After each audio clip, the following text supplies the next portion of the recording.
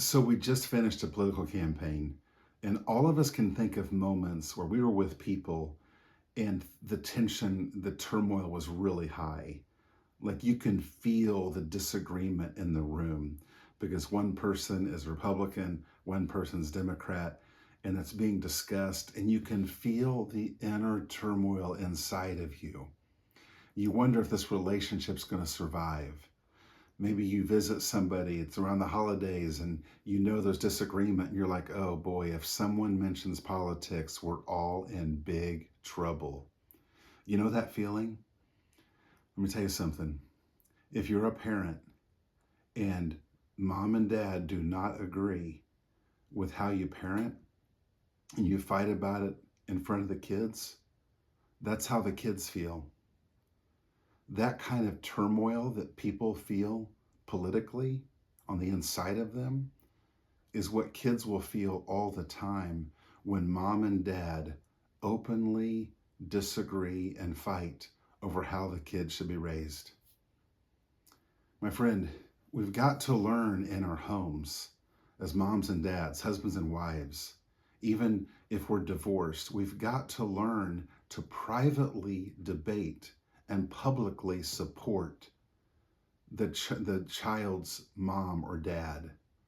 We must do this.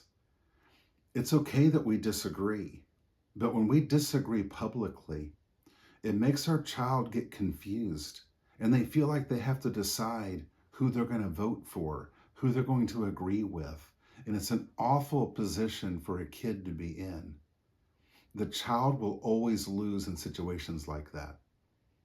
So as parents, we have got to be able to go behind closed doors and have honest discussion together about what is actually best for the kids. You know what it's like to watch politicians on TV and they're debating, and both people are just saying how awful the other person is and how wonderful they are. Well, they're full of crap to a degree. Frankly, when you and I, as parents or even friends, when we argue about things, we are partially full of crap as well. What we can do, loving, caring people, can go behind closed doors, put the cards on the table, and be very honest. We can admit where, you know what, I think this is better, but I don't know if it's better. I feel like this is the decision I want to make. I don't know if it's what's best. This is what loving leaders do. As parents, we want what's best for our kids. And our instinct inside of us says, well, this is what's best for our kids. Chances are your instinct is somewhat right and somewhat wrong. The good news is you have this partner in parenting, your spouse or your ex. They also think they know what's best for your kids. Instinctually, they are somewhat right and somewhat wrong. So if we trust each other, somewhere in the middle is actually what's best for our kids. But the fighting we do in front of them, that creates a turmoil inside of them that they have to live with, not just when you're fighting, but all the time. Because just like when you go to a relative's house and you wonder if politics is going to come up, and even though we're talking about baseball, you're like, oh boy, when's it coming? At some point, someone's going to say the wrong word, and it's going to happen. That's how the kids feel when they're living in a home when mom and dad don't agree about parenting. Even when you're not fighting, they're sitting there wondering when the fight's going to happen again. When are mom and dad going to fight again about me? Listen, if you're in a position and you're living in a house, and as a mom and dad, husband, wife, you don't agree with how your kids are raised, I first of all want to say nothing's wrong with you. But this disagreement, you need to decide what you're going to do about that. Like it's okay that you have two different perspectives, but do you trust each other in order for both perspectives to meet in the middle somewhere? Because chances are your perspective and your spouse's perspective together somewhere in the middle is exactly what your child needs. Chances are If we only do what your spouse thinks is best, it's probably not.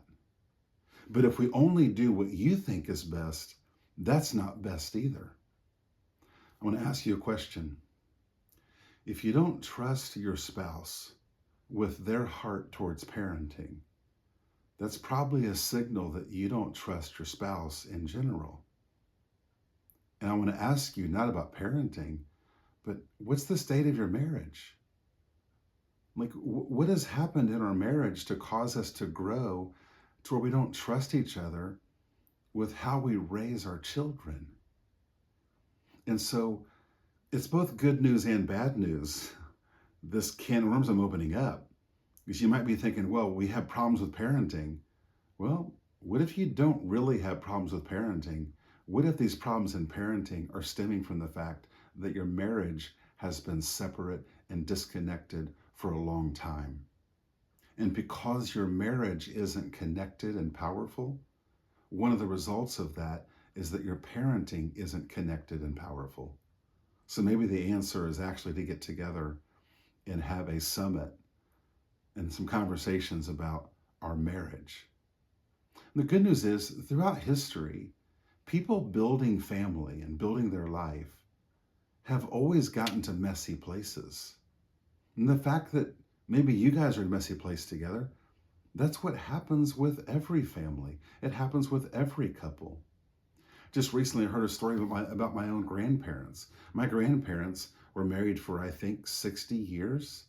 They were real leaders in the community in so many ways, and business owners, and they were very well respected, and they left a legacy with their life. But my mom told me that when she was a little girl, there was a time and season where the kids had to go live somewhere else for a number of years, I believe, because the parents were fighting so much with each other. But yet they made it through it, and they built a legacy together. Throughout history, this is what goes on. Families, couples get to these places where things are messy and we're just off, and it's nothing but a fight. It doesn't have to stay that way. You can actually change. You can change together, and you can build a marriage that maybe you've never had.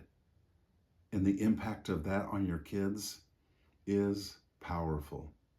So I don't want you to hear this whole message and just feel fear. I want you to get a thought of hope that if things are messed up behind closed doors in your house, like maybe in public things look fine, but behind closed doors, like we just can't talk about some things. Are you going to keep living that way? Because you don't have to. You and your spouse can get on the same page, and you can start living life boldly and proudly together, a life that you love together, where you're having fun together, you agree together, and although parenting will never be easy, you can be in this parenting thing together. There's hope, my friend. If you need help from someone like me, my wife and I love to help couples, like, just get back to the life you were made for.